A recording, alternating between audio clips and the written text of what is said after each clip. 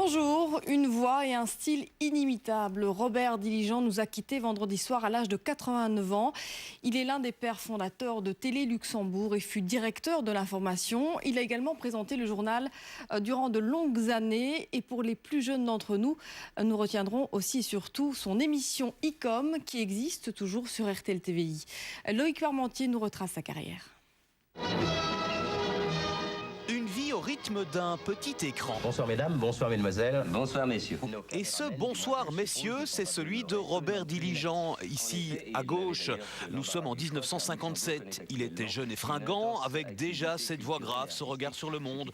Robert Diligent, un des pionniers de la télévision et un des fondateurs d'RTL. On avait à l'époque une 2 chevaux et un caméraman, donc je crois qu'il n'y a pas de comparaison possible, mais on peut se dire aussi que c'était des moments passionnants parce qu'on a tout créé, on a tout fait avec des moyens d'artisans. On était des pionniers, mais on travaillait avec des moyens de briques et de broc et on y est parvenu. C'était aussi passionnant.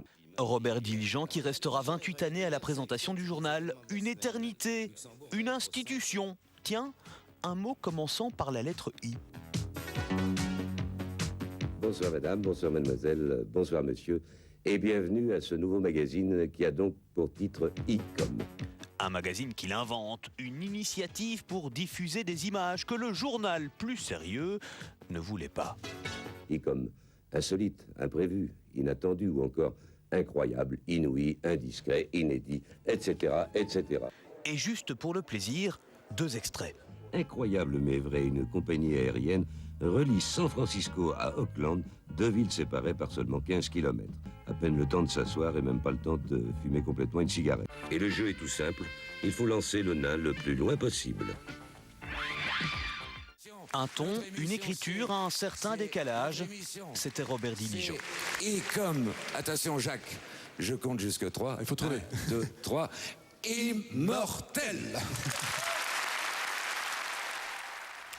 Philippe Malherbe, rédacteur en chef adjoint, nous a rejoint. Bonjour Philippe, bonjour, merci d'être avec nous. Je sais que vous êtes très touché par ces disparitions parce que vous avez bien connu Robert Diligent. C'était même devenu un ami au fil du temps.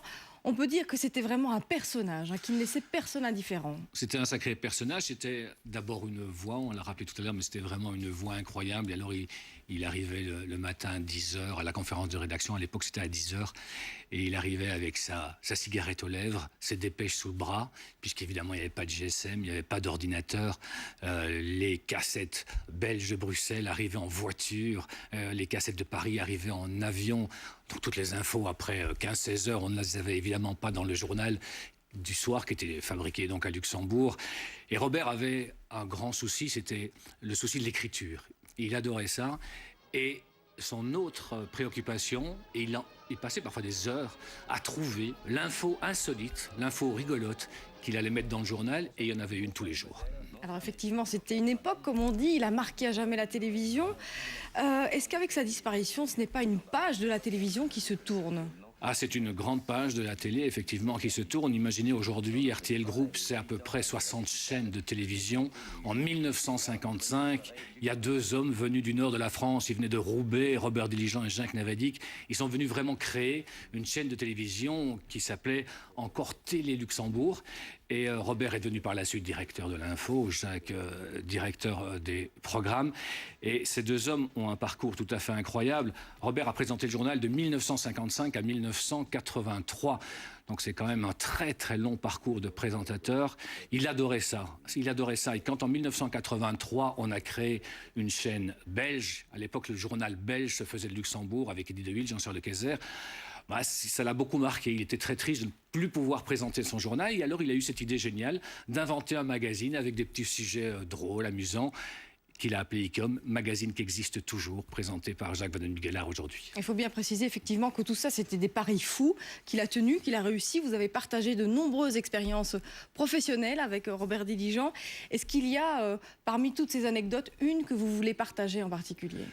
Mais Robert était très attaché à une anecdote qui rappelle malheureusement un mauvais souvenir pour la Belgique. C'était la catastrophe du bois du Casier. C'était à Marcinelle en 1956, en août 1956. Robert était parti seul avec sa 2 chevaux et son caméraman faire les images de la catastrophe, faire le sujet, faire le reportage. Il était revenu en voiture l'après-midi. À l'époque, c'était des bobines de films. Et le journal se faisait à l'émetteur de Dudelange. Si vous passez la frontière entre le Luxembourg et la France, vous verrez sur votre droite une colline avec un émetteur. C'est l'émetteur de Dudelange. C'est là que le journal se présentait à l'époque.